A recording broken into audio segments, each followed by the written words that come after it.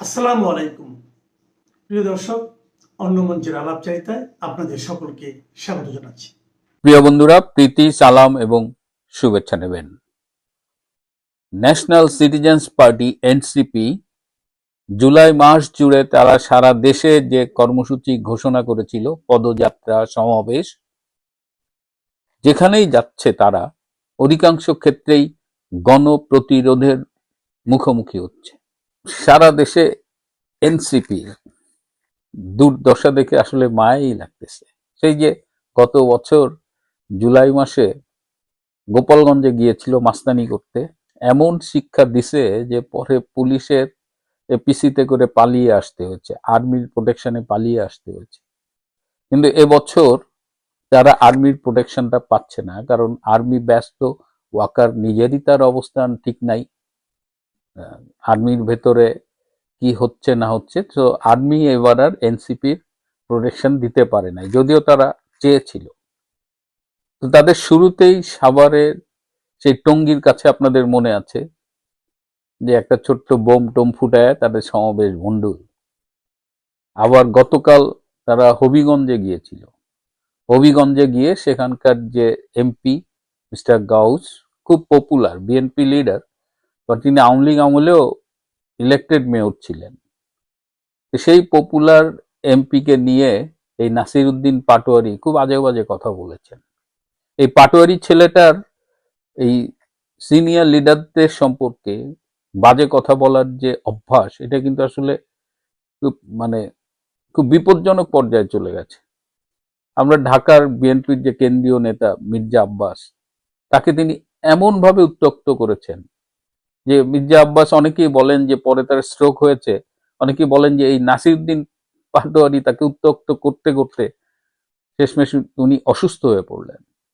তো এখানে মিস্টার গৌসকে নিয়েও তিনি কথা বলেছেন, এবং তিনি যেখানেই যান সে এলাকার জনপ্রিয় লোকজনকে নিয়ে, নেতাদের নিয়ে তিনি এসব আপত্তিকর কথা বলেন। তো হবিগঞ্জে বিএনপি ভালোই মাইট দিছে, আপনারা অনেক ভিডিও দেখেছেন। কিন্তু নাসিরউদ্দিন পাটোয়ারি যে মাইটটা খাইছে, যে বাড়িগুলা দিছে, এই ভিডিও খুব একটা দেখলাম প্রচার হয়নি। আমার কাছে একটা ফুটেজ আছে, ইউটিউবে দেখাতে পারছি না। তো অনেকেই বলছেন যে এগুলো সব সাজানো নাটক, যে এনসিপি মায়ের খেয়া খেয়া, জামাত যেহেতু খুব ইমেজ সংকটে চলে গেছে, জামাত সৎ লোকের দল দাবি করেছিল, কিন্তু এখন দেখা যাচ্ছে জামাত আসলে ধর্ষকের দল।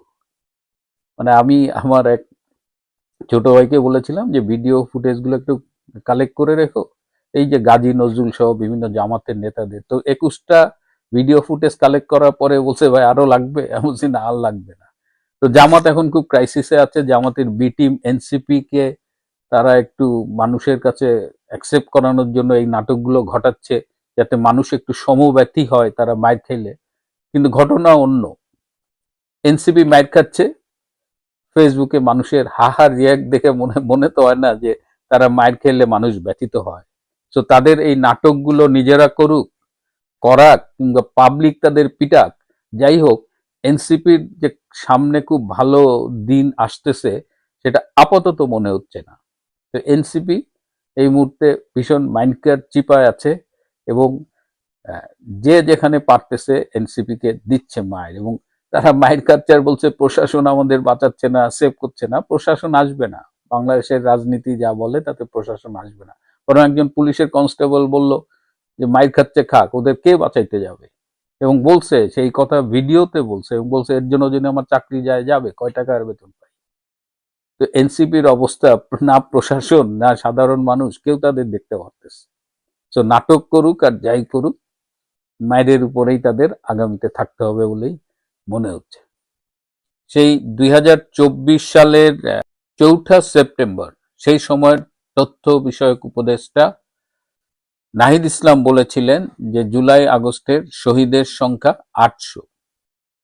সে বছর 11ই নভেম্বর ডক্টর ইউনূসের ভেরিফাইড ফেসবুক পেজে পোস্ট দিয়ে বলা হয়েছিল জুলাই আগস্টে শহীদের সংখ্যা 872 জন।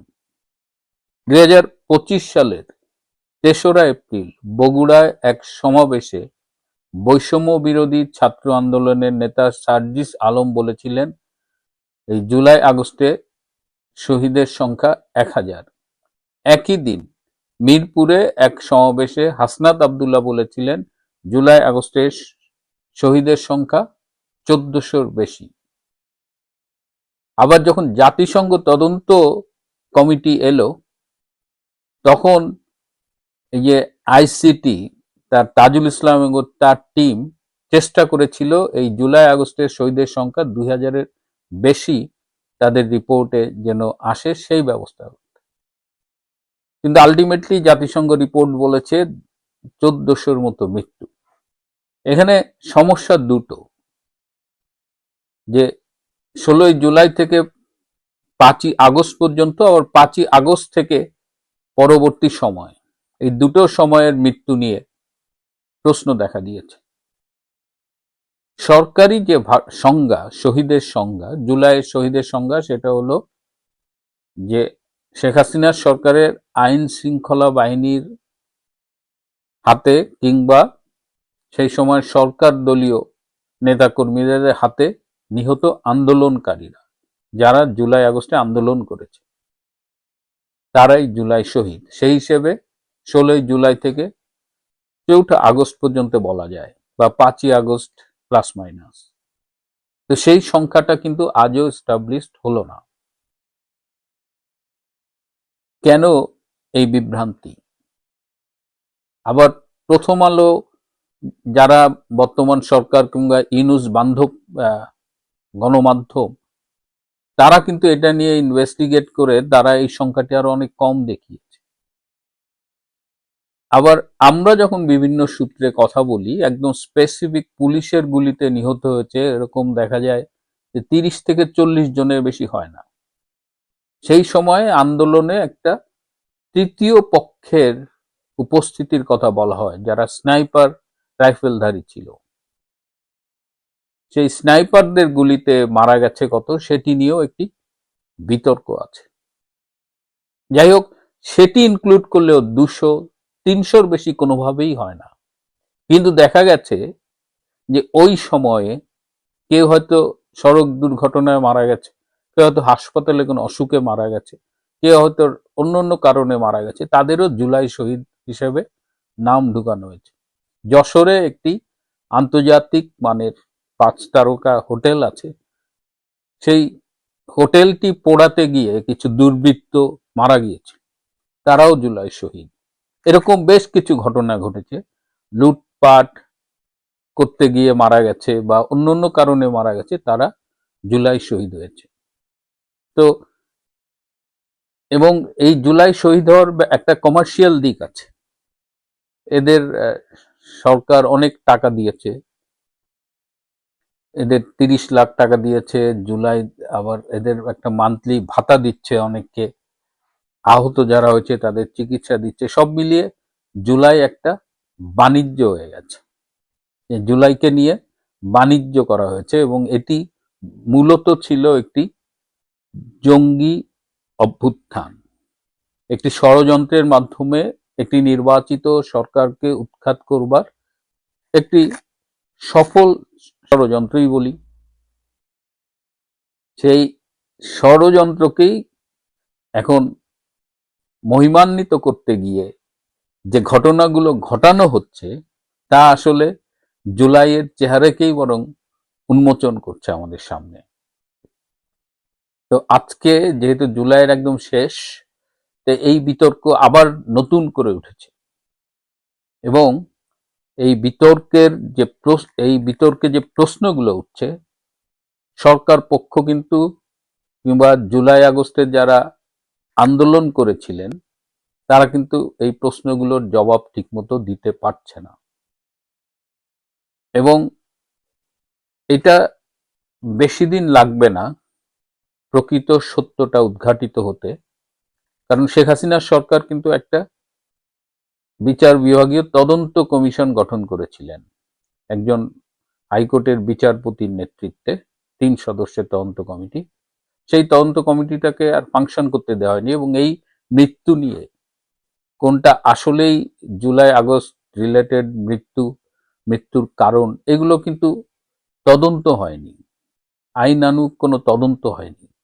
এমনকি যে পোস্টমর্টেমটা করা দরকার সেটিও করতে দেওয়া হয়নি। আমার মনে আছে সার্জিস আলম একটি জনসভায় বলেছিলেন যে যাদের কবর দেওয়া হয়েছে তাদের কবর থেকে তুলে পোস্টমর্টেম করা যাবে না।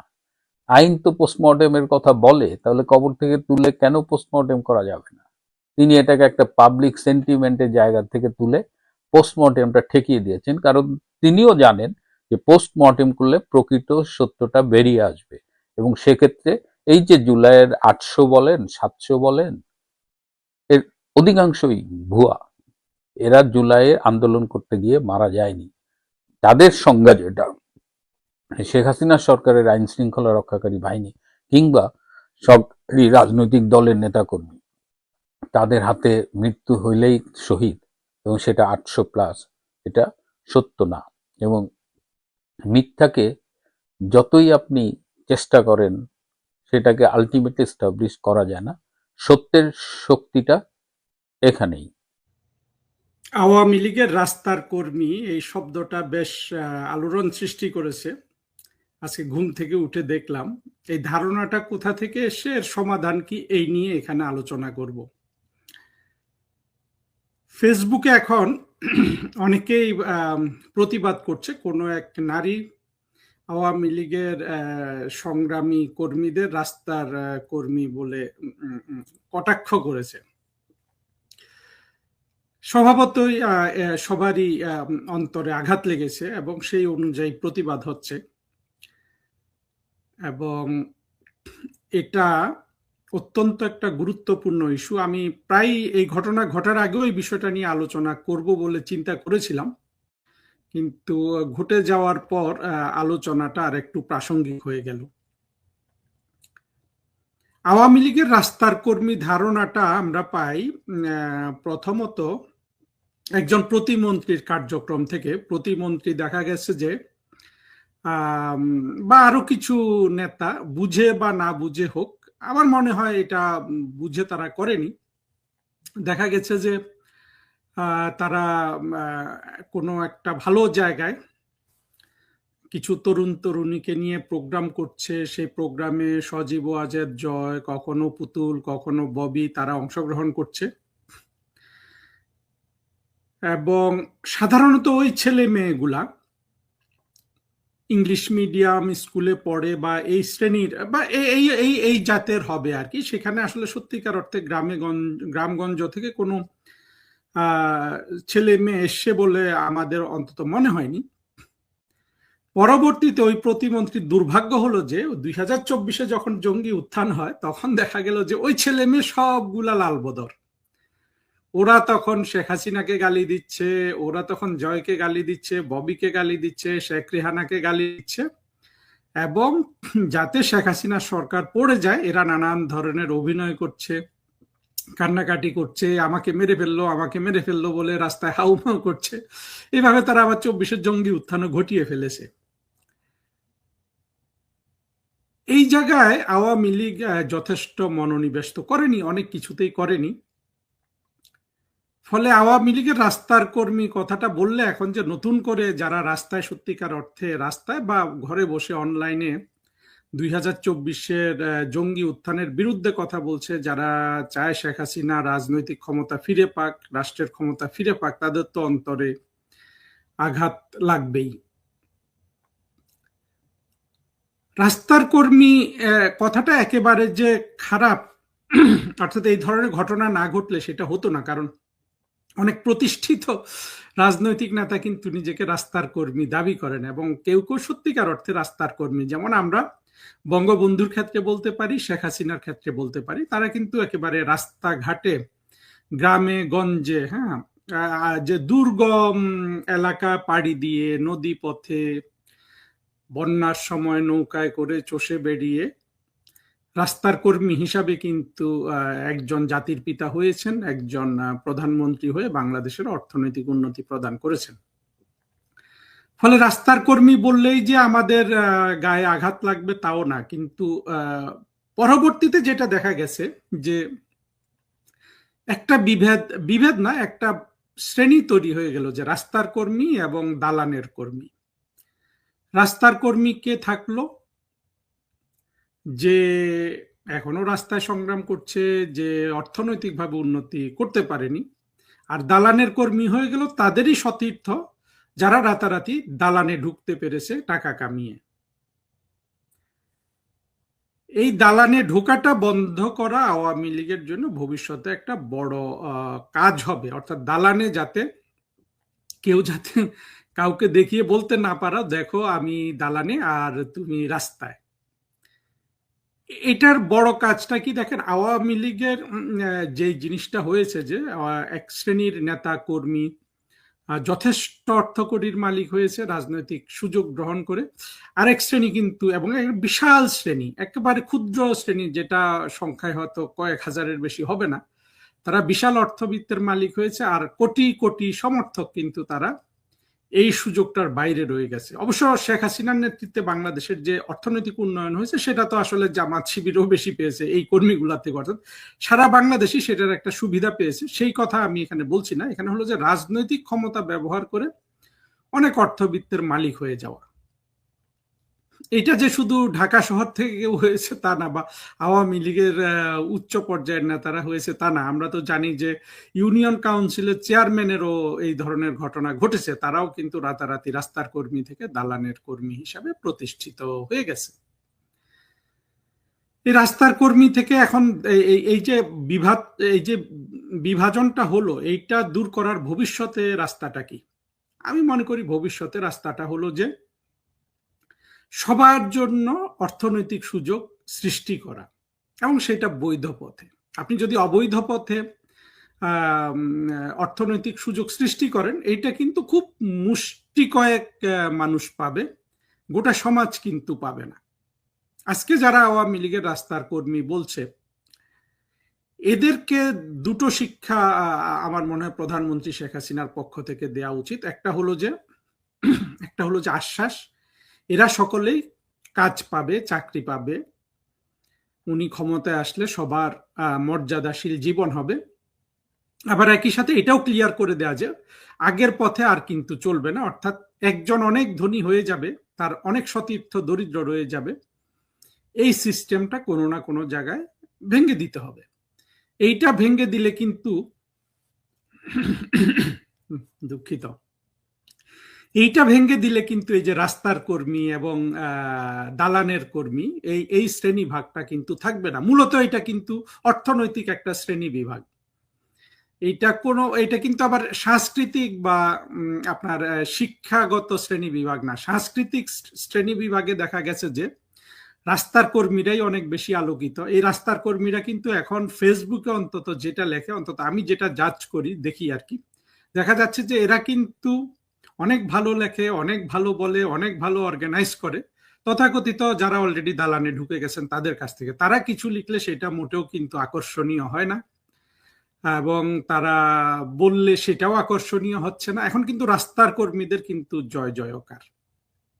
সংক্ষেপে যেটা বলতে চাই, আজকে যারা রাস্তার কর্মী হিসাবে কটাক্ষ প্রাপ্ত হচ্ছেন, তাদের কাজ হলো ভবিষ্যতে আপনি নিজেই যেন আবার দালানের কর্মী না হয়ে যান, আপনি যেন রাস্তার কর্মী হিসাবে থাকতে পারেন, এবং আপনার ভাই বোন যারা সতীর্থ এখন একসাথে সংগ্রাম করছেন, সবাই যেন একই শ্রেণীতে থাকতে পারেন।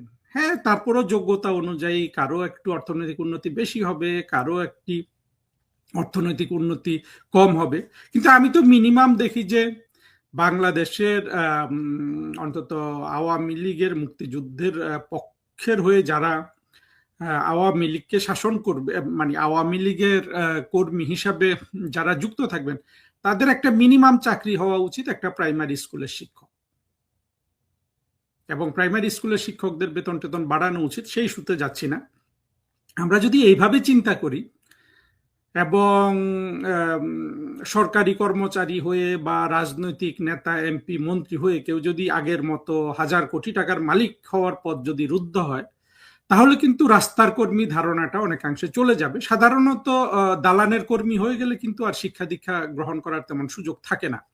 তখন শুধু অর্থ কামানো বা অলরেডি কামাই করা হয়েছে সেই অর্থের মানে সেই অর্থের বিনিয়োগ কিংবা সেই অর্থের প্রতিরক্ষা, সেটার সুষ্ঠু ব্যবস্থাপনা, এগুলোতে কিন্তু একটা মানুষের জীবন চলে যায়।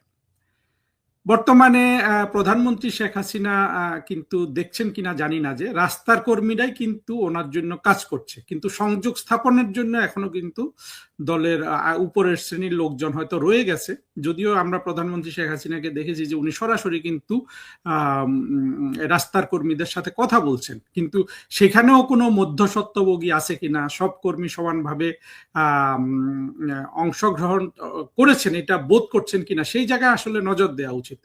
প্রথম কথা হলো যে যদি 5 কোটি 10 কোটি মানুষ শেখ হাসিনা সমর্থক হয়, সবার সাথে তো শেখ হাসিনা জনে জনে কথা বলতে পারবেন না, কিন্তু কথা বলার ক্ষেত্রে যদি প্রতিনিধিত্বমূলকের একটা ব্যবস্থা থাকে, যে যেই গ্রামের ছেলেটা কথা বলছে সেই গ্রামের ছেলেটার প্রতি যদি ওই গ্রামের বাকি আওয়ামী লীগ কর্মী যেই শিশু কিশোররা আছে, কিশোর তরুণরা আছে, তারা যদি মনে করে যে ওই অমুক কথা বললে আমি খুশি বা আমাদের মধ্যে সেই কথা বলার যোগ্য, এইরকম যদি হয়, তাহলে কিন্তু এই ধরনের রাস্তার কর্মী এই যে ইস্যু আসলে মূলত সেটা তৈরি হবে না।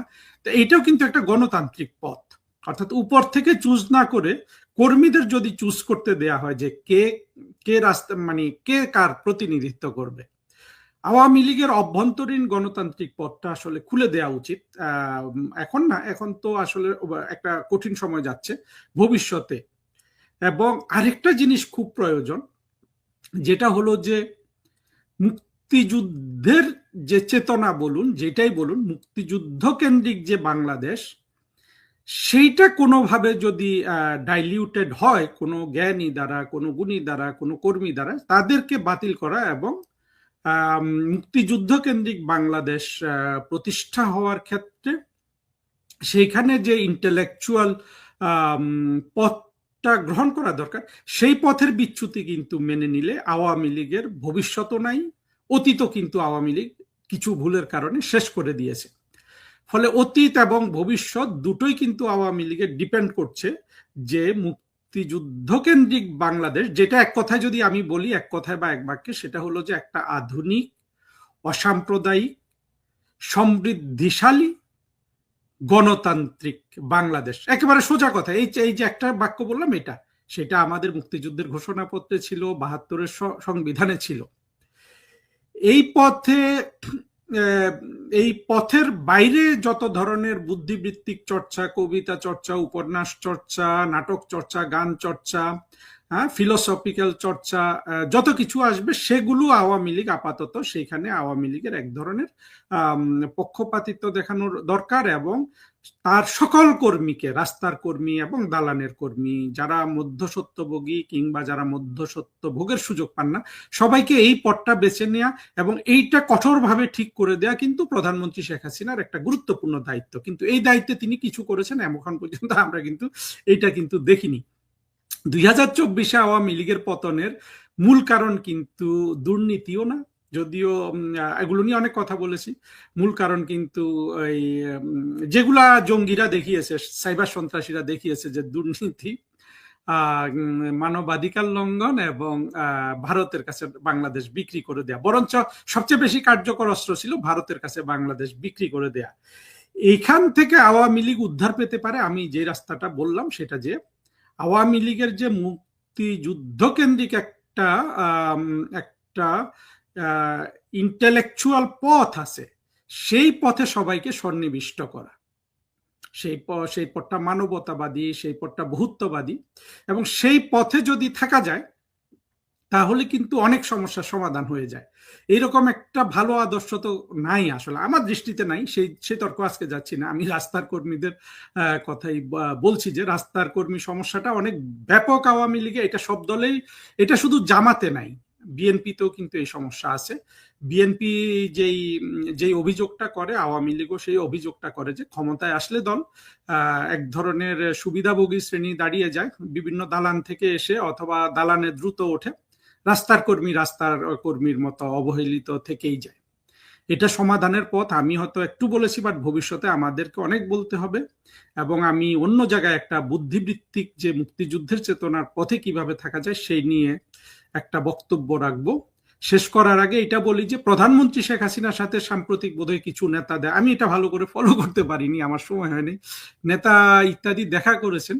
এই দেখা করার থেকে কিন্তু বোধহয় সর্বশেষ ইস্যুটা এসেছে যে রাস্তার কর্মী। এখন প্রধানমন্ত্রী কারোর সাথে দেখা করতে পারেন, শেখ হাসিনা, কিন্তু এগুলো গোপনে হওয়া উচিত।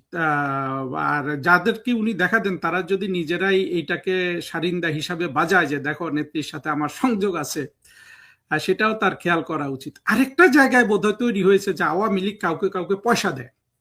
এই পয়সা দেওয়া না দেওয়া নিয়েও কিন্তু অনেকের মধ্যে অসন্তোষ তৈরি হয়েছে। পয়সা দিয়ে ভালো কথা, তাহলে কর্মীরা বা এগুলো 10 কান হয় কি করে? এই জায়গাগুলো কিন্তু প্রধানমন্ত্রী শেখ হাসিনাকে ভেবে দেখতে হবে, কারণ তার দল এখন একটা বড় ধরনের সংকটকাল পালন করছে এবং কোনো ধরনের বিচ্যুতি, কোনো ধরনের ভুল ভ্রান্তি কিন্তু ক্ষতিটাকে বহুগুণ বাড়িয়ে দিবে। ফলে রাস্তার কর্মী ধারণাটা যেমন ডিল করা উচিত, একই সাথে একেবারে সবাইকে বুঝতে হবে যারা নিজেদেরকে দালানের কর্মী মনে করছেন যে এই মুহূর্তে দালানের কর্মীর কিন্তু বাংলাদেশ আওয়ামী লীগের জন্য কিছুই করতে পারছে না, যা করার তা কিন্তু রাস্তার কর্মীরাই করছে। ফলে ভবিষ্যতে এই রাস্তার কর্মীরা যাতে সবচেয়ে ডিগনিফাইড নাগরিক হিসাবে বাংলাদেশে স্থান পান, আমরা যদি মুক্তিযুদ্ধের পক্ষের শক্তিকে মুক্তিযুদ্ধের বিপক্ষ শক্তি দ্বারা প্রতিস্থাপিত করতে পারি। অবশ্য কিছু কিছু ইন্টেলেকচুয়াল আমার এই কথাগুলা তারা অন্যরকম ফ্রেজিং করেন যে মুক্তিযুদ্ধের পক্ষের বিপক্ষে শক্তি নাই, কিন্তু আসলে সহজ মানে বোধগম্য করতে হলে এই ফ্রেজিংটা খুবই প্রয়োজন। তারা আবার যেভাবে বলে এইভাবে অনেকে বোঝে না কথাবার্তা। আপনি যদি সাধারণ মানুষের সাথে সংযোগ স্থাপন না করতে পারেন, তাহলে তো আপনার কথাবার্তা জ্ঞান আলোচনা দিয়ে সেটা কি হবে? সেটা তো আবার ওই যে দালানের কর্মী, রাস্তার কর্মী এইভাবে পৃথক হয়েই থাকবে। যাক, বহু আলোচনা করা যায়। মূল কথা হলো যে রাস্তার কর্মী এখন বর্তমানে আওয়ামী লীগের সবচেয়ে মূল্যবান কর্মী। তাদেরকে অবহেলা করলে, তারা ইন্টিগ্রেটেড না এমন বোধ দিলে এটা শেখ হাসিনার জন্য কিন্তু ভালো হচ্ছে না। আশা করি সবাই বুঝতে পেরেছেন এবং আমার মনে হয় সহনশীলতা খুব প্রয়োজন এবং রাস্তার কর্মীদের ধৈর্য ধারণ করতে বলবো। এবং যারা এই ধরনের বিভেদ সৃষ্টি করে অবশ্যই তাদেরকে যথেষ্ট পরিমাণে তাদেরকে যথেষ্ট পরিমাণে কঠোরভাবে স্তব্ধ করে দিতে হবে। এদের পরিণতি যে কি হবে শুধু বলতেছি তো আমি, পাবলিক শুধু হা করে বসে আছে। ওয়াপ চিনেন তো, ওয়াপের মতো হা করে বসে আছে, শুধু ওয়াকাররা ফিরে যাক। এগুলোর চাপাবাজি কই যাবে? এদের কিন্তু শেষ আশ্রয়স্থল বিএনপি এদের আজকার না দিলে এই কথা বলতে পারে সম্ভব? সারা বাংলা একটা আওয়ামী লীগের একটা বড় ইউনিয়নে যত লোক আছে, সারা বাংলাদেশে এদের অত লোক আছে লম্বা লম্বা কথা বলে। বিএনপির আজকারের জন্য এগুলো বলে, প্রীতি ম্যাচ খেলে এই জন্যে। ছোট পথে জঙ্গি প্রক্টর লিখতে গিয়ে ভুলে জবি লেগে গেছে। এটা তো পুরো জঙ্গিদের ভাষা। এখন গণতন্ত্র খতরেমে যায় না। এটা যদি আওয়ামী লীগের আমলে কোনো প্রক্টর বলতো তাহলে কি বলতো? গণতন্ত্র খতরেমে, শিক্ষা খতরেমে। একজন শিক্ষকের ভাষা এরকম হয়, বলতো যে এইটা আওয়ামী লীগের শিক্ষকের ভাষা। এর ভাষাটা কেমন? এটা তো পুরো জঙ্গির মতো কথা বললো একজন প্রক্টর। মনে হয় যে একটা দলীয়, তিনি হলেন ওই ছাত্র দলের কোন রাস্তার কুত্তা, রাস্তার গুন্ডা, এরকম মনে হইল। গুন্ডা ভান্ডা মনে হয়, তোর শিক্ষক মনে হয় এটা শিক্ষকের ভাষা? একটা শিক্ষক তাও প্রক্টর এটা বলতে পারে? সেই কথাটাই যখন আগামীতে তো ছাত্র দল বলবে, ছাত্র দলের জায়গায় ছাত্রলীগেরা বলবে, তখন কেমন হবে? মনে করেন এই প্রক্টর তো থাকবে না আর 27 সালে প্রক্টর আওয়ামী লীগের আসবে, তখন যদি বলে হুবহু ভাষায় ছাত্র শিবির পালিয়ে যাও, গুপ্ত ছিলা গুপ্ত থাকো, ছাত্র দল যেখানে ছিল সেখানে যাও, ফাইজলেমি ছুটাই ফেলাবো, তখন বলবে গণতন্ত্র খতরমে, শিক্ষা খতরমে। মানে আওয়ামী লীগের জন্য অবশ্য ভালো হইতেছে, কারণ তারা আগামীতে যা যা বলবে, যা যা করবে এগুলো তো আওয়ামী লীগের কোনো প্রক্টর বললে তো আমরাই প্রতিবাদ করতাম, আপনি করতেন, আমি করতাম। এখন তো আমরা প্রতিবাদ করব না, কারণ আমরা বলবো যে প্রতিবাদ কেমনে করবো? তোমরা তো এই পথ দেখাই গেছো, আগের হাল যেতে যায়, পিছের হাল সেদিকে যায়। যে তোমরা শিখাই দিছ, ছাত্রলীগের মনোনীত প্রক্টররাই সেই কথা বলবে। আগামীতে এই ভাষাটা আপনি দেখবেন, এই ভাষাটাই যখন ছাত্রলীগের পক্ষ থেকে যাবে তখন দেখবেন গণতন্ত্র খতরমে এটা বিশ্ব মিডিয়ায় চলে যাবে। কিন্তু এখন কোনো মিডিয়ায় আসতেছে না। আর শিবিরের যেটা দেখালেন, তারা সাংবাদিককে থ্রেট করতেছে, ওইভাবে যদি ছাত্রলীগ, রাজশাহী বিশ্ববিদ্যালয়ের ছাত্রলীগ এরকম একটা সংবাদ সম্মেলন করে, সাংবাদিকদের এরকম থ্রেট দেয়, তাহলেও বাংলাদেশে বলতো फ्रीडम ऑफ वॉइस खतरे में, फ्रीडम ऑफ प्रेस खतरे में, freedom of press in danger, এগুলো বলা শুরু করতো। কিন্তু এখন freedom of press in danger হয় না, কারণ এটা শিবির করছে যে তারা লাইব্রেরির মধ্যে পিটাবে, ছাত্র পিটা, আর মাস্টার পিটাই, কিছু বলার নাই। গণতন্ত্র ওটা প্রতিবাদ করলে গণতন্ত্র খতরেমে হয়ে যায়। তবে এগুলো যারা করতেছে তারা ওই যে আমাদের জামালপুরের ভাষায় বলি এবার, যে কাঠ খাইতেছে পরে আর একটা একটা করে আংরা হাঁকবে, তবে বুঝবে তখন কেমন লাগে। শুকনা মরিচ, কাঁচা মরিচ দিয়ে, পেঁয়াজ দিয়ে ভাইজে তারপরে শুটকি মাছ খাইতে খুব ভালো লাগে। তারপরে কিন্তু যখন বাথরুমে যায় তখন বুঝে কেমন লাগে। এদের দশা তাই হবে। আমি বললাম তো, আমি এখন ছাত্রলীগ, ছাত্র যুবলীগ, আওয়ামী লীগ নিয়ে চিন্তা করতেছি না। আমি চিন্তা করতেছি এই ভাবির পোলাদের পরিণতি কি হবে, এই ছাত্র দলের পরিণতি কি হবে, ছাত্র শিবিরের পরিণতি কি হবে, বিএনপির পরিণতি কি হবে, জামাতের পরিণতি। এগুলো আমি মাঝে মাঝে ভাবি যে এদের কপালে কি শুনি, ভাবলে গা শিউরে উঠে। আপনি বলেন এই ভাষণটা যদি ছাত্রলীগ দিত, জাহাঙ্গীরনগর বিশ্ববিদ্যালয়ের ছাত্রলীগেরা, অথবা এই জবি প্রক্টরের জায়গায় যদি জঙ্গি প্রক্টর, এটার নাম জঙ্গি প্রক্টর দিবেন, জবি প্রক্টর দিয়েন না। এটা যখন অবশ্যই আওয়ামী লীগের কোন প্রক্টর এই ভাষাতে কথা বলবেন, তখন শিবির জামাত কি বলে সেইটা আমি শুনে প্রতিক্রিয়া আপনার চ্যানেলে একদিন দিব, এই ঘটনার প্রতিক্রিয়া। কারণ শিবির সেম ভাষাটাই বলবে রাজশাহী বিশ্ববিদ্যালয়ে। এমনকি বিএনপি, আওয়ামী লীগ যখন ক্ষমতায় আসবে, এই বিএনপির জঙ্গি প্রক্টর যখন চলে যাবে, যখন আওয়ামী লীগের পক্ষের প্রক্টর এই ভাষাতেই কথা বলবে, তখন আমি জানতে চাই মির্জা ফখরুল কি বলে, তখন আমি জানতে চাইবো শিবির কি বলে, সাদা শকুন কি, জামাত, তখন কথা হবে, তখন জবাব দেব। তখন সলিমুল্লাহরা কি বলে, ফ্রড মাজাররা কি বলে, চিঙ্কু মামেরা কি বলে, তখন আমরা, সাংবাদিক সমিতি কি বলে, তখন আমরা শুনবো হুবহু ভাষাটাই। এই ভাষা হুবহু হবে। হিস্ট্রি রিপিটস ইটসেলফ, এর ঘটনা ঘটবে, একেবারে কাট কপি পেস্ট হবে। দেখেন আপনি, কাট কপি পেস্ট একেবারেই দেখতে পারবেন। এরা যখন চায়না যায় তখন সেটা চায়নার দালালি হয় না, দেশ বিক্রি হয় না। পাকিস্তান যায়, পাকিস্তান প্রেম হয় না। কিন্তু আওয়ামী লীগ ভারতে গেলে তো দেশ বিজা ফেলায়, এই তো তাদের বয়ান। আহা, এইভাবে এত সুন্দর সুন্দর লাল বদর দিয়ে দেখাইলেন। আহা, আমাদের সাংস্কৃতিক বাজেট বাস্তবায়ন পরিষদ, হ্যাঁ, জি জি জি, এখানে আপনার সমস্ত ইয়ারা আছে। ভালো হয়েছে। রামেন্দ্র মজুমদারও আছেন এখানে। এটা হলো মানে এই ব্যক্তিটার জন্য আমার কষ্ট হচ্ছে। আমি এটাকে দেখে আশ্চর্য হই নাই। ওনার ছবিটা যখন আমাকে পাঠাইছে আমি ভাবছি এডিট করা, পরে একজন বললো যে না এটা তারই। এটা আমি অবাক হয়ে গেছি, তিনি এইখানে আছেন, অবাক হয়ে গেছি, তিনি কেন গেলেন। রেজাউদ্দিন স্টালিন তো থাকবে খুব স্বাভাবিক, মোহনরায়নও আছে, হ্যাঁ, মানে আর যারা আছে সবাই থাকবে, এটাই স্বাভাবিক। বরং তারা না থাকলেই অস্বাভাবিক হতো। আমরা দাড়ি ছাড়া, জুব্বা ছাড়া, টুপি ছাড়া কিছু পেয়ারা পাখি চিনে নিলাম। আমরা দেখে রাখলাম তাদের, আমরা চিনে রাখলাম চিঙ্কু বামদের, দেখে রাখলাম লাল বদরদের, চিনে রাখলাম। ভালো হলো, সুবিধা হয়েছে। কিন্তু ওই সমস্যা হলো রামেন্দু মজুমদার আছে, এটাই আমাদের জন্য বেদনার বিষয়। তাছাড়া সব স্বাভাবিক। এই দেখেন, এই যে আগস্ট আসতেছে, শোকের মাস, সেনাবাহিনী কিন্তু তখন এগুলা করতো, সম্মান করতো, এখন করে অপমান। সেনাবাহিনী তো এটা আওয়ামী লীগের লোক দেখানোর জন্য করতো। ওদের মনে এই যে 2024 পরে যা ঘটেছে এটাই হলো সেনাবাহিনী। এই জন্য আমি বারবার বলি, মোল্লার মিলিটারি প্রেম আর 71 একসাথে যায় না। এই পোস্ট দিয়েছিলাম বলে অনেক আওয়ামী লীগের লোক আমার মেসেজ করছে, সমালোচনা করছে, ফরিদ ভাই আপনি আমাদের ক্ষতি করলেন, এগুলো লিখছে আপনারা আমাদের। আমি বললাম তোমার কি ক্ষতি করলাম? কই যে আপনি লিখছেন 71 মোল্লা ও মিলিটারি প্রেম একসাথে যায় না। আমি বললাম ভাই, আমি তো ভাই সাইদি লিগ না, আমি খমিনি লিগ না, আমি বাংলাদেশ আওয়ামী লীগের যে মূলনীতি সেই হিসেবে কথা বলেছি।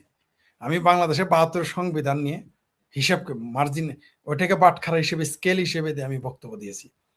সে আমার কথাই বুঝলো না। সম্মিলিত সাংস্কৃতিক জোট, আগে তো পেয়ারা দুইজনের মধ্যে খুব ভালো সম্পর্ক ছিল, এখন কেন কি হইলো, দালমে কুস্ত কালা হয়, তাহলে কি সেই ক্ষোভেই এখানে বসছে? যদি হয় তাহলে আওয়ামী লীগ তো আমাদেরও কিছু দেয় নাই, তাহলে আমরাও কি ক্ষোভের চোটে গিয়ে জামাতেদের সাথে বসবো? আমরাও কি সেই ক্ষোভে হেফাজতিদের সাথে বসবো? আমরা কি সেই ক্ষোভে লাল বদরদের সাথে বসবো? আমরা যাইনি তো। আমরা আমাদের অবস্থানে আছি। এই দুইজন, ওই বিউটি রানী বাংলাদেশের যত সাংস্কৃতিক জোট আছে, ওই ছায়ানট বলেন, তারপর উদিসি বলেন, এদের এদের ওভার একাই সে 100, সে একাই 100 দিছি, সে একাই 100 ছায়ানট। আর ওই ছেলেটা দেখলেন, ওই ছেলেটা একাই 100 বুদ্ধিজীবী সমান। একেবারে যেমন কুকুর তেমন মুগুর দিয়ে দিয়েছে। দেখেন এই ছেলেটা একেবারে সহসর। আসলে প্রতিবাদী হয়ে গেলে, আপনি যখন মুখোমুখি হয়ে যাবেন, সাহস করে দাঁড়িয়ে যাবেন, তখন এই সমস্ত অপশক্তি ভয় পেতে বাধ্য। এই ছেলেটা প্রমাণ করে দিয়েছে, আর বিউটি রানী পাল প্রমাণ করে দিয়েছে। একটা রিল, একটা এই ছেলেটা বুঝছেন, এই ছেলেটা পড়াশোনা করে, যেমন রমনা কালী মন্দির, রমনা পার্ক, সোহরাওয়ার্দী উদ্যান, ধারাবাহিকভাবে পুরা ইতিহাসটা বলে যাচ্ছিল কিন্তু এবং পড়াশোনা সে করার ছেলে কিন্তু। 5টা মসজিদ আছে তাও বলছে। এবং সে দেখেন বলছে কি যে আমি আগে মানুষ। এই সাহস করে যেটা বলতে পারছে, এটাই তো বিশাল ব্যাপার। এটাই বিশাল ব্যাপার। সে যে সাহস করে এটা বলছে, তার জীবনের ঝুঁকি ছিল তো। সে মারা যেতে পারতো, তাকে মব করে মেরে ফেলতে পারতো।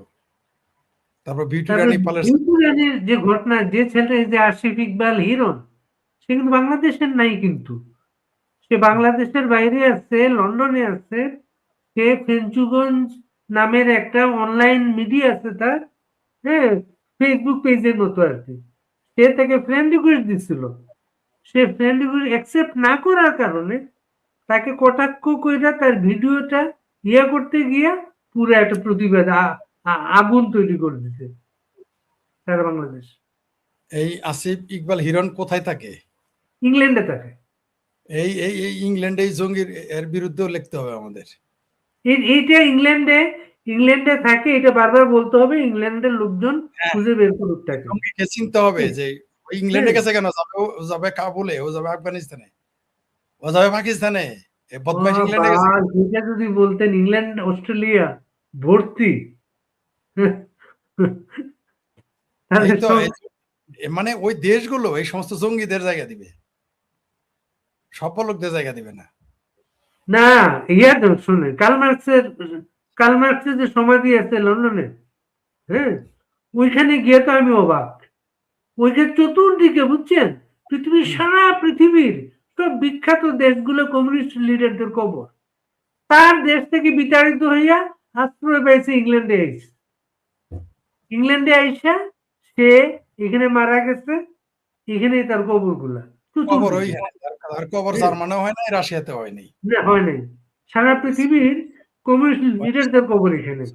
তাই সারা জীবন গণতন্ত্র বিরোধিতা করবে, কিন্তু গণতান্ত্রিক দেশে বলবে গণতন্ত্র হারাম, কিন্তু গিয়ে বাস করবে গণতান্ত্রিক দেশে, পুঁজিবাদী দেশ। আর বামপন্থীরাও তাই, সারা জীবন সিরিয়া থেকে আরম্ভ করে যত দেশের যত শরণার্থী তৈরি হইল, তাদের সমস্ত টার্গেট হয়ে দেয় ইউরোপ।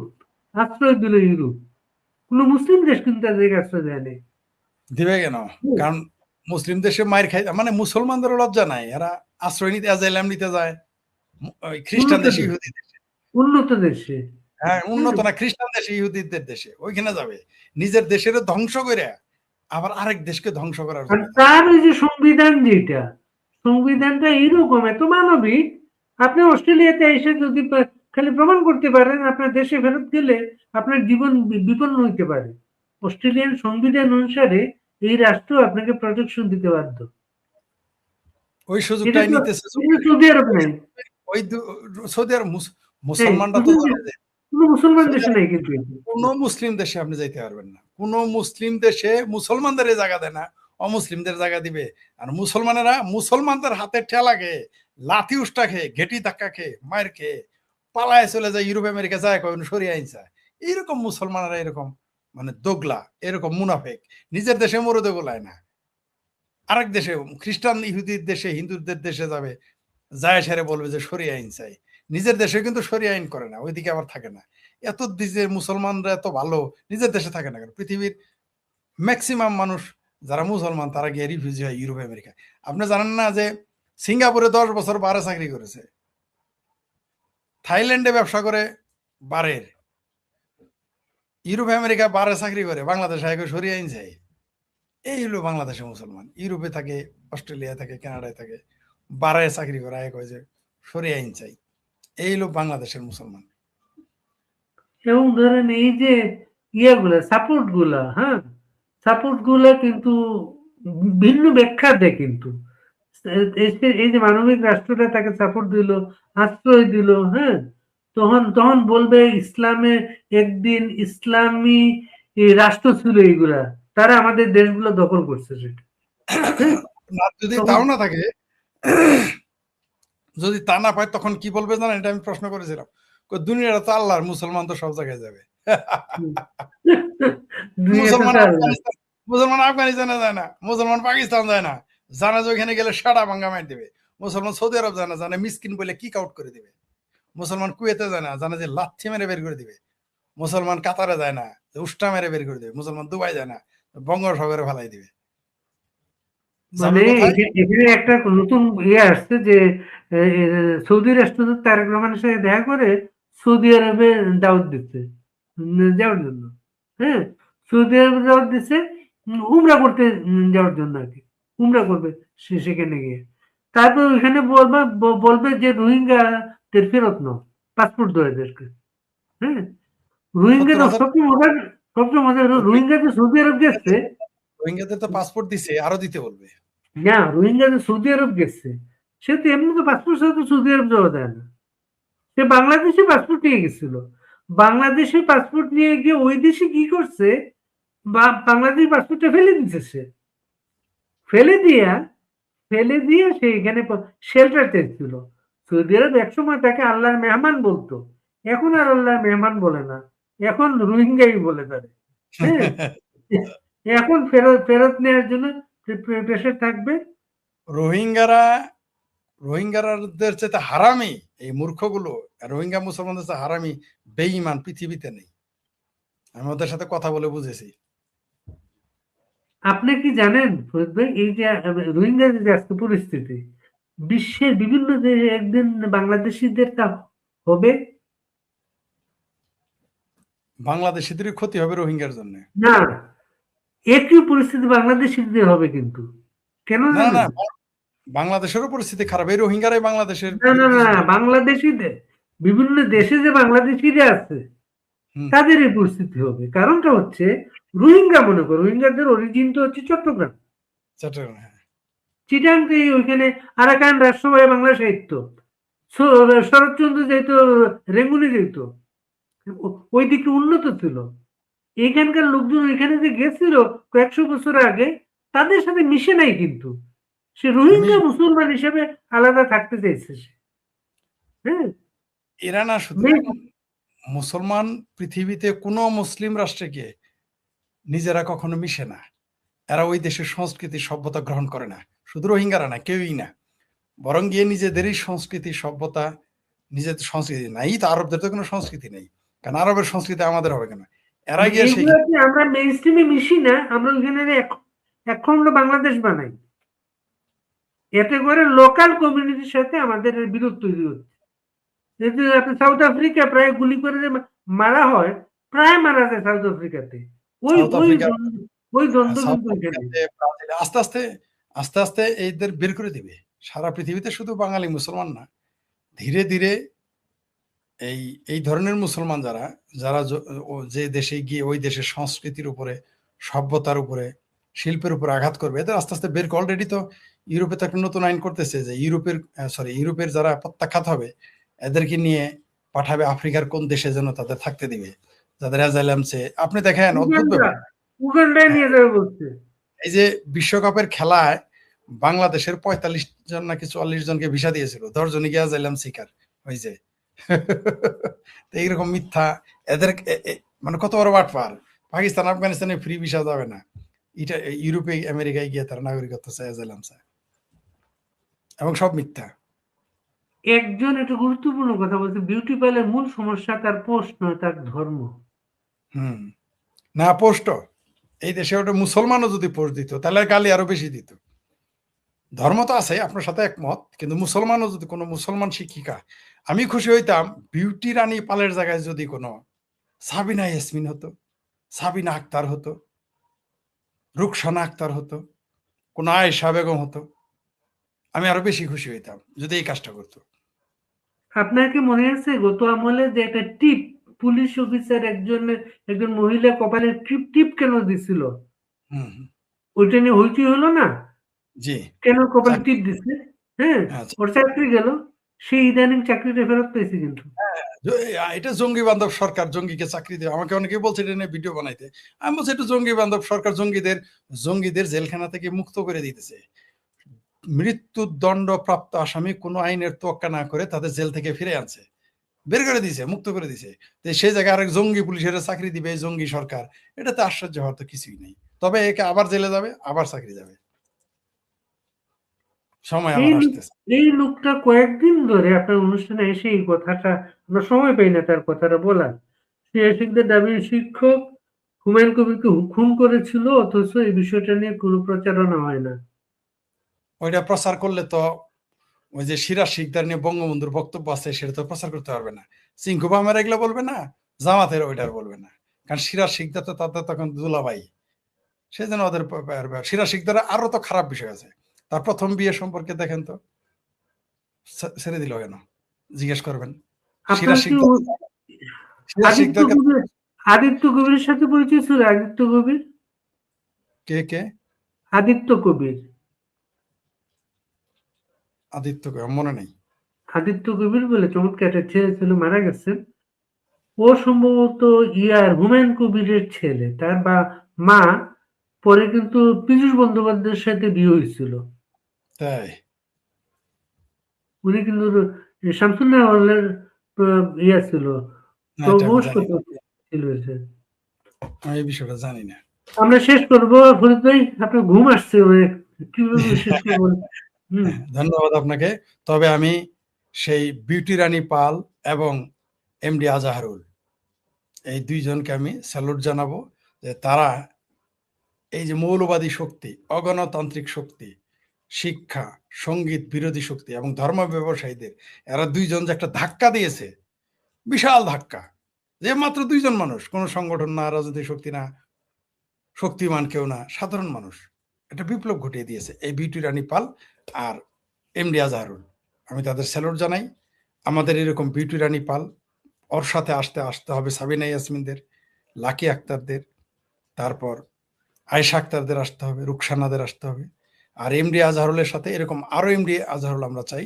তাহলে এই দেশটা পরিবর্তন হবে, আর তাহলে এই দেশটা এই আমাদের লাল বদররা যাতে আরো টাকা পয়সা পাক, দোয়া করবেন না তাদের জন্য? জি জি জি, এদের জন্য দোয়া করি, আর এরকম আরো মিটিং করুক, আরো 2-4 জন যোগ দিয়ে নিয়ে আসুক। কারণ আগামীতে এই ছবিগুলো যদি থাকে তাহলে আগামীতে আইসা আবার আওয়ামী লীগের হেলমেটের নিচে, লুঙ্গি নিচে ঢুকতে পারবে না। আমরা চাইতেছি এরকম আরো প্রকাশ হোক, আমরা দোয়া করতেছি তারা এরকম আরো মিটিং জারি রাখুক ডিসেম্বরের আগ পর্যন্ত। তারপরে জননেত্রী শেখ হাসিনা তো ডিসেম্বর আসতেছে, তখন দেখা যাবে আর কোথাকার পানি। জগন্নাথের প্রক্টর, জগন্নাথের প্রক্টরকে দোয়া করব তিনি যেন তার ভাষা এইভাবে জারি রাখেন, এইভাবে যেন বলতে থাকেন, তিনি যেন জবি প্রক্টর থেকে জঙ্গি প্রক্টরে রূপান্তরিত হন। আমরা তাকে সেই রূপে, আসল রূপে দেখতে চাই। জনগণের বিচার করবে, গণ আদালতও বিচার হবে, আদালতও বিচার হবে, জনগণের বিচার করবে একদিন। কাউকে কেউ ছাড় পাবে না, কেউ ছাড় পাবে না। প্রকৃতির প্রতিশোধ আছে, গণ আদালতেও বিচার হবে, কেউ ছাড় পাবে না। যারা যা যা করছে এই 22 মাসে করেছে, 23 মাসে আরো করতেছে, সবাইকে এই গণ আদালতের মুখোমুখি হইতে হবে 2 দিন আগে। পরে ধন্যবাদ। আমার মনে হয় যে এই শেখ হাসিনা ঘিরে ঘটনাটা একটা ফ্যাক্টর হতে পারে, যদিও তার কোনো ক্ষমতা নেই। হয়তো অনেকে ভেবেছেন যে মানে 5ই আগস্ট 2024 সালে আপনার মনে আছে যে খালেদা জিয়া মুক্তি পেয়ে গেল, কিসের বলে মুক্তি পেয়ে গেল, এবং সেখানে যদি সেনাপ্রধান শেখ হাসিনা নিয়োগপ্রাপ্ত লোক হয়ে থাকেন, তাহলে ওয়াই নট তারেক রহমানের নিয়োগপ্রাপ্ত লোক, সেটার জন্য আরো 6-7 মাস কেন ওয়েট করতে হবে? হতে পারে। কিন্তু আমি কিন্তু দেখি না যে ওয়াকারুজ্জামান বিএনপি না বসার কোনো কারণ আমি দেখি না। সো নরেন্দ্র মোদী যখন ব্রিক্স সম্মেলনে তারেক রহমানকে ইনভাইট করে, এখানে না যাওয়া হবে একটা চরম বোকামি। কারণ ওখানে গেলে আপনার ইন্টারন্যাশনাল লিঙ্কেজ আরো বাড়বে, এবং আপনি আমেরিকার সাথে ভালো সম্পর্ক করছেন, পশ্চিমা বিশ্বের সাথে ভালো সম্পর্ক করছেন। ব্রিক্স হচ্ছে একটা বিকল্প ধারা বিশ্ব রাজনীতিতে বা ভূ রাজনীতিতে, তারা হচ্ছে একটা বিকল্প ধারা।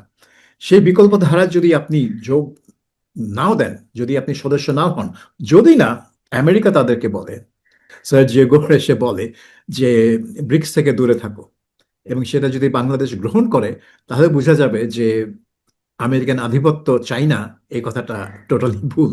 এখানে আমেরিকান আধিপত্য আছে জানবো যদি আমেরিকান চাপে তারেক রহমান ব্রিক্স সম্মেলনে না যান। সদ্য পদত্যাগকৃত রাষ্ট্রপতিকে আটক করা হবে কিনা, তার বিরুদ্ধে মামলা করা হবে কিনা, অথবা সরকার তাকে এক ধরনের সেফ এক্সিট দিচ্ছে কিনা, সেই ধরনের প্রশ্ন উঠেছে।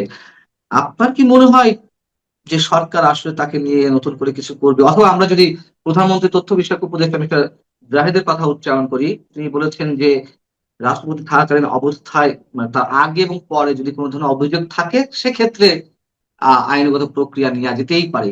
তার এই বক্তব্যের মধ্য দিয়ে আসলে কোনো ধরনের স্পষ্ট বার্তা খুঁজে পাওয়া যায় কিনা সরকারের পক্ষ থেকে? আমার মনে হয় জাহিদুর রহমান যেটা চেষ্টা করেছেন, যে যে একটা আলোচনা চলছে গণমাধ্যমে এবং সামাজিক মাধ্যমে, যে প্রেসিডেন্টের এক ধরনের ইমিউনিটি আছে, যে তাকে মানে প্রেসিডেন্ট না থাকা, মানে প্রেসিডেন্ট পদ থেকে চলে যাওয়ার পরও তার বিরুদ্ধে কোনো ফৌজদারি মামলা টামলা করা যায় না, এ ধরনের একটা ধারণা অনেকের মনে আছে। যেরকম প্রেসিডেন্ট নিজেই আর্টিকেল 51 সংবিধানের যে 51তম ধারা, সেটার কথা উল্লেখ করে বলেছেন যে সেটা পড়ে দেখুক সবাই। তো এখন পড়ে কি বুঝলেন? এখন জাহিদুর রহমান যেটা বোঝানোর চেষ্টা করছে যে তাদেরকে বিচার করা যায়।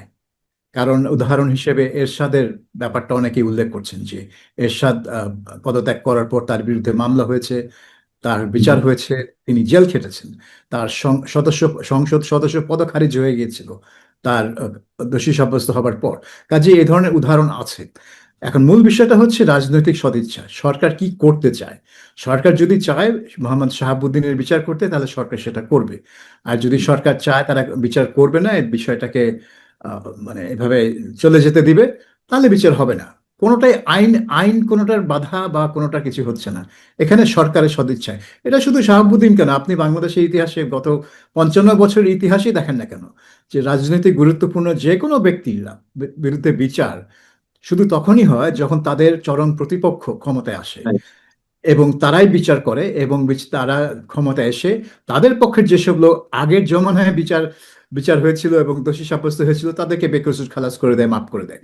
তো এইটাই হচ্ছে সবকিছুই রাজনৈতিক সদিচ্ছার উপর নির্ভর করে। এখানে আইন একদিকে বা ওই দিকে চলবে, বা আইন তার নিজস্ব গতিতে চলবে, এইসব কথা হচ্ছে মানে আমি বলছি বকবাস কথা। কারণ এগুলোর কোনো মানে হয় না বাংলাদেশের পরিপ্রেক্ষিতে, এগুলোর কোনো মানে হয় না। Everything depends on governments good will, political will. যারা যারা তাকে আটকের দাবি জানাচ্ছে, সে এনসিপি, জামাত ইসলামী বা ইনকিলাব মঞ্চ নামে একটা সংগঠন আছে, আরো অনেক রাজনৈতিক দল যেগুলো আওয়ামী বিরোধী রাজনৈতিক দল হিসেবে পরিচিত, তাদের অনেকের বক্তব্য বা সোশ্যাল মিডিয়াতে যে আলোচনা হচ্ছে যে সাবেক রাষ্ট্রপতি শাহাবুদ্দিন সাহেব কি এমন শক্তিমান ব্যক্তি যে তাকে সেফ এক্সিট দিতে হবে। ডক্টর ইউনূসের ক্ষেত্রে আমরা জানি তিনি মার্কিন এজেন্ট অথবা আন্তর্জাতিক শক্তির নানান ধরনের এজেন্ডা তিনি বাস্তবায়নের জন্য ক্ষমতা নিয়েছিলেন, তার সাথে এক ধরনের বোঝাপড়া হয়েছে। এখন ওপেন সিক্রেট যে তার বিরুদ্ধে একের পর এক মামলা করা হলেও মামলা কোনোটি গ্রহণই করা হয়নি, কোনোটি গ্রহণ করার পরে সেগুলো খারিজ করে দেওয়া হয়েছে। অসংখ্য মানুষ এগুলো মামলা করতে গেছেন। ইভেন তার উপদেষ্টা পরিষদের যেসব সদস্য ছিলেন তাদের বিরুদ্ধেও কোনো ধরনের কোনো ব্যবস্থা নেওয়া হয়নি, অসংখ্য অভিযোগ থাকা সত্ত্বেও। তো তার তো এক ধরনের ব্যাখ্যা আছে। আমরা বলছি না রাষ্ট্রপতি শাহাবুদ্দিন অবশ্যই অপরাধী, কিন্তু তার বিরুদ্ধে তো অভিযোগ ছিল। তো অনেকে বলছেন যে তাকে কেন, মানে বিএনপির সাথে কি আসলে কোনো ধরনের সমঝোতা হয়েছে? আর যদি হয়ে থাকে, যে তিনি কি এমন শক্তি এখন মানে হোল্ড করছেন যে তাকে সেফ এক্সিট দিতে হবে? আপনি কি মনে করেন? আমার মনে হয় না যে তিনি এমন এক কোনো শক্তি, কিন্তু যখন দল থেকে মনে করা হয়েছে, বা দল বা দলের বাইরে যারা আছে বিএনপির সাথে, তারা যখন যদি মনে করে থাকে যে এই বিশেষ করে শেখ হাসিনা দেশে ফিরবে, এই ঘোষণার পর শাহাবুদ্দিনকে রাষ্ট্রপতি মানে হিসেবে রেখে দেওয়া একটু ঝুঁকিপূর্ণ, কারণ তার হাতে কোনো ক্ষমতা না থাকলেও তিনি কিছু কিছু জায়গায় কিছু করে ফেলতে পারেন, এই ধরনের যদি একটা বয়ান সৃষ্টি করা হয়, তাহলে বিএনপি তার বিরুদ্ধে অ্যাকশন নিয়েছে, কিন্তু তারেক রহমান সম্ভবত সেই অ্যাকশনকে আর বেশি দূর এগিয়ে নিতে চায় না। তিনি হয়তো ওখানেই এটা সমাপ্তি করতে চাইছেন। ঠিক আছে, শাহাবুদ্দিন চলে গেছে, আর ঘাঁটানোর দরকার নেই, এইটা এই মুহূর্তে যেটা মনে হচ্ছে। কিন্তু তার মানে এই না যে 2 মাস পরে দুদককে বলা হবে না যে তোমরা শাহাবুদ্দিনের বিরুদ্ধে একটা তদন্ত শুরু করো। ইসলামী ব্যাংকের যে হাজার হাজার কোটি কোটি টাকার যে লোপাট হওয়ার ঘটনা, সেখানে তার কোনো ভূমিকা ছিল কিনা, আলমের যে টেক ওভার, দখল ইসলামী ব্যাংক, সেটার পেছনে শাহাবুদ্দিনের কোনো ভূমিকা ছিল কিনা, সরকার সেটা করতেই পারে, দুদককে নির্দেশ দিতে পারে। এবং আমার মনে হয় না যে প্রাক্তন রাষ্ট্রপতি তেমন কোনো ইমিউনিটি আছে যেটা তাকে এই ধরনের দুর্নীতির মামলা থেকে রক্ষা করতে পারে। তো এটা সরকার, এগেইন যেটা আগেই বলছিলাম, যে এটা সবই সরকারের সদিচ্ছার উপর নির্ভর করে। তারা যদি চায় শাহাবুদ্দিনের বিরুদ্ধে তদন্ত এবং মামলা করতে পারে, তারা যদি রাজনৈতিক কারণে যদি না চায় তাহলে সেটা নাও করতে পারে। এই মুহূর্তে দেখে মনে হচ্ছে যে তারেক রহমান এটা চায় না, কিন্তু সেটা এই চায় না অবস্থাটা। পেছনের কারণ কি হতে পারে? অনেকে বলেন যে তিনি যখন পদত্যাগ করেছেন তার আগে এক ধরনের সমঝোতা হয়েছে, এটা অনেকে বলছেন। হুম। আহ যদি হয়ে থাকে কেন বা সেই সমঝোতা? এবং একই সঙ্গে আপনার কাছে প্রশ্ন, হয়তো প্রশ্নটি পূরণ হতে পারে, আহ আসলে কি তিনি কিছু করতে পারতেন শেখ হাসিনা ফেরার ক্ষেত্রে? অথবা এর পেছনে কারণ এইটি কিনা যে তড়িঘড়ি করে স্পিকারকে ডেকে নিয়ে আসা হলো, তিনি ট্রিটমেন্টে ছিলেন, আহ শুক্রবারের মধ্যে ওই দিন শর্ট নোটিশে তাকে সব ধরনের প্রক্রিয়া সম্পন্ন করতে হলো। আসলে কেমন কোনো বিষয় জড়িয়ে রয়েছে কিনা বা ছিল কিনা? না, আমার তো মনে হয় যে এটা একটা মানে কোনো একটা ভয় থেকে এই কাজটা করা হয়েছে। কারণ তারা যদি শাহাবুদ্দিনকে আওয়ামী লীগের নমিনি বা আওয়ামী লীগের মনোনয়নপ্রাপ্ত রাষ্ট্রপতি হিসেবে যদি তাকে সরাতে চায়, সেটা তো আগেই করতে পারতো। সংসদ অধিবেশন যাওয়ার পরপরই তারা সেটা করতে পারতো। রাষ্ট্রপতি ভাষণ দিলেন এবং তারপরেই তারা এই প্রক্রিয়াটা শুরু করতে পারতো, যে ঠিক আছে, কাজ শেষ, এবার আপনি যান, আমরা আমাদের রাষ্ট্রপতি মনোনীত করব। এবং তিনি এটা তো ওই সাক্ষাৎকারে বলেছিলেন যে সরকার যদি চায় আমি সানন্দে পদত্যাগ করব। তো রাস্তা তো খোলা ছিল, তারা করেনি কেন? তারা নিশ্চয়ই চেয়েছে যে না, তাকেই রেখে দিতে। তো হঠাৎ এই নীতি পরিবর্তন হলো কেন? সেখানে আমার মনে হয় যে এই শেখ হাসিনা ঘিরে ঘটনাটা একটা ফ্যাক্টর হতে পারে। যদিও তার কোনো ক্ষমতা নেই, হয়তো অনেকে ভেবেছেন যে 5ই আগস্ট 2024 সালে, আপনার মনে আছে যে খালেদা জিয়া মুক্তি পেয়ে গেল, কিসের বলে মুক্তি পেয়ে গেল? রাষ্ট্রপতির কোনো এক আদেশে।